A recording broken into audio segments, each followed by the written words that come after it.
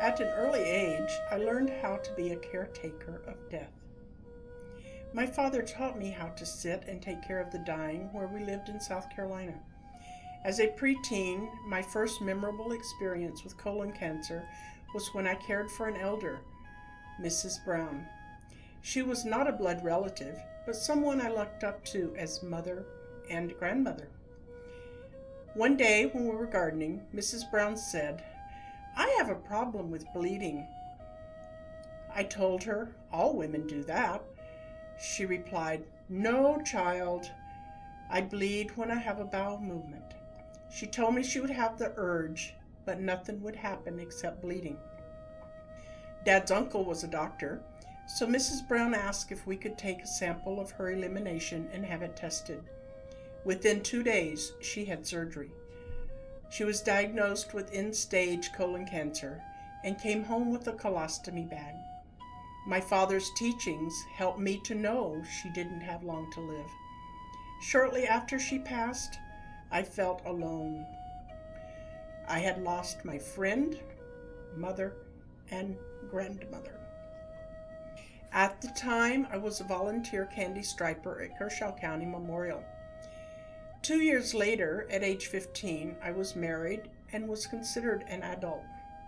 Soon afterwards, I became a nurse's aide, and I started on the job training for my LPN.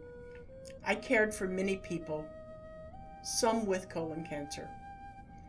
All of these early experiences made me aware of what symptoms to watch out for, even when it came to myself. Growing up, I remember having a lot of constipation. I used to strain with some blood. My mother and father's cure for everything was giving me a big tablespoonful of castor oil. As I got older, I developed internal and external hemorrhoids. You see, I started drinking and abusing pharmaceutical drugs at age 15. And at first, my doctor said my hemorrhoids were caused by my drinking.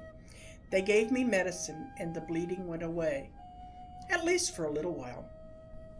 In 1981, when hemorrhoid meds did not stop my bleeding, the doctor ordered a sigmoidoscopy, which showed a growth.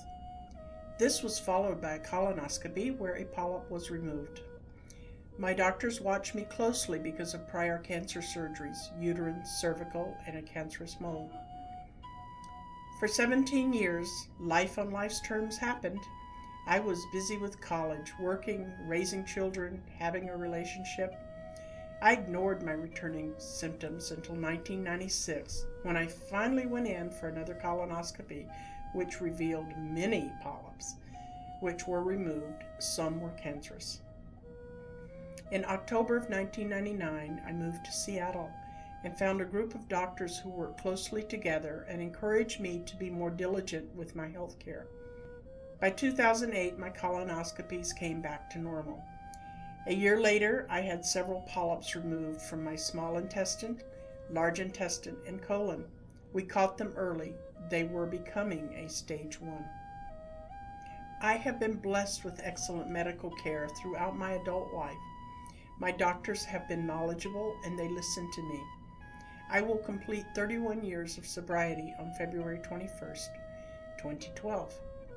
By the teachings of my father, other elders, and my own life experiences, remember, stay alert and listen to your body.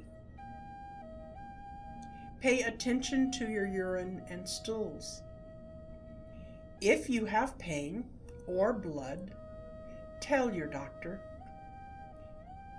Get a colonoscopy as medically recommended. Keep a health journal and share it with your doctor. Eat nutritionally. Don't drink, smoke, or use drugs.